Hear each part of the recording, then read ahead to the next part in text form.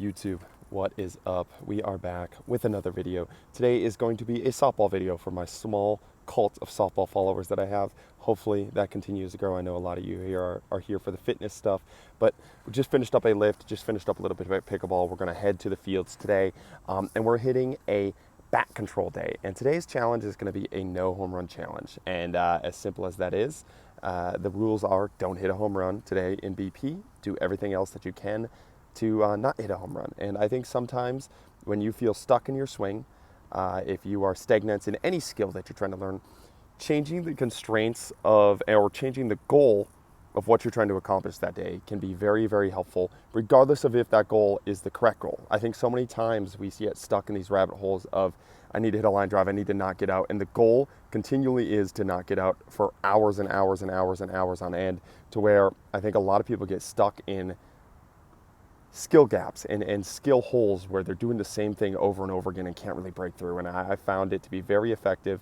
to switch up goals for that day, whether it's to hit the ball on the ground every single swing, whether it's to hit the ball as high up in the air as possible, the differential learning approach to skill acquisition. And I found it to be super helpful for my softball swing, adding in certain days. Typically I'll do this early in the week, so when it gets later in the week, or early in the off season as well, but later in the week when I'm preparing for a tournament or have a big weekend ahead, I don't really want to be messing with my swing or playing around with things during those days. But early on in the week, on Monday or Tuesday, today is going to be Tuesday, I really like messing around with some of these things, seeing the things that I can pick up on, and just get back into the flow of things, get back into the swing. I think the no home run challenge is really nice because it really keeps your eye on the ball. It really focuses on bat control for that day, and you can learn a lot. So we're going to get to the swings. We're going to get after it. Let's go. So again, the whole point of today's session is to not hit a home run and to hit the ball exactly where you want to hit the ball, regardless of where it's pitched.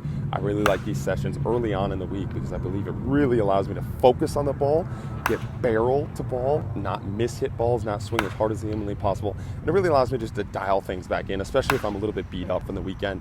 It allows me to start the week off just a little bit slower. It's not that I'm swinging less. It's not that I'm taking anything out my swing. It's just that I'm being more smooth with it, and I'm picking up on different aspects of my swing that I wasn't noticing before. So for a push round here, the goal is just to get the ball onto that first baseline, wait for the ball. My main key here was just to wait for the ball as deep as possible and then swing as late as possible. And again, most of the time in the game, I'm not doing that. I'm leaving right center. That's typically my spot, and be a little bit more smooth with the ball.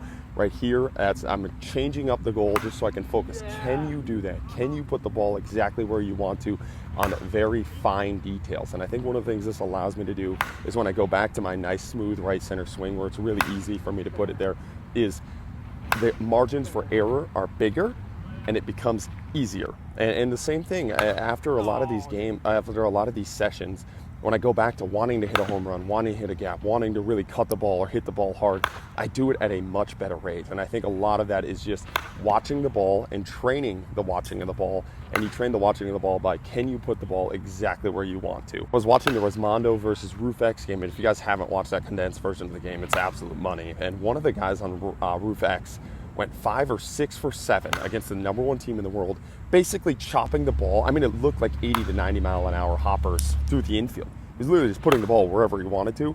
Wherever they would play him, he'd put the ball off and he'd let his power hitters do the job. And I think so many meatheads and the big power hitters, especially at the DCB level, would look at those hits and be frustrated with those hits, or just be like, oh, I can hit the ball harder than you. It's like, yeah, you can, but you can't get on base like that man can.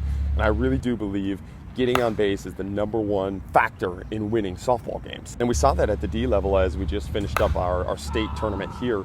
The number 1 teams had 4 or 5 guys on their teams that were 600, 700 hitters that could just put the ball wherever they want. They weren't going to use a home run when they didn't need to. And then they had guys behind them that could hit the home run. So when the home runner hitters do get up, that do have a little bit less back control, they can hit a 3-run shot, or at least a 2-run shot rather than solo, because the teammate in front of them did their job. And I really think that is the beauty of these sessions too, is I am a power hitter. I am not a bat control guy. I really try to pride myself in becoming a bat control guy and really working on those skill sets to become a bat control guy. But the more that I work on my bat control, the smoother my power is, the more confident I am in hitting the home run when I need to hit the home run, hitting the double when I need to hit the double, and hitting the gap when I need to hit the gap. But start with small margins for error, putting the ball on the lines, putting the ball through the spots exactly where you want to. And from there, the game becomes really simple when you have the wide open field to hit to, and you do have two people on, and you can hit the home run. And these sessions really allow you to just pick up on small things in your swing.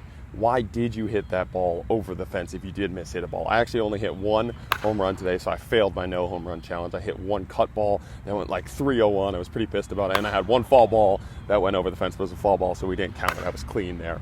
But I think the difference in goal of rather than having the perfect ball or hitting the ball as far or as hard as possible every single time allows you to just pick up on different things in your swing. Oh, I pulled my eye off the ball there. Oh, I hit the ball in this certain spot. Oh, I cut the ball rather than squared the ball up in that setting.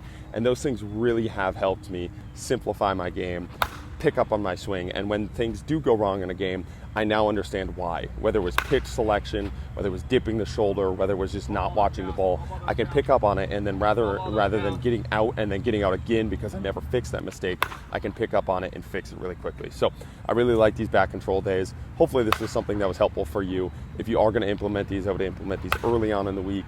Try it out. Let me know what you think. Keep chopping wood.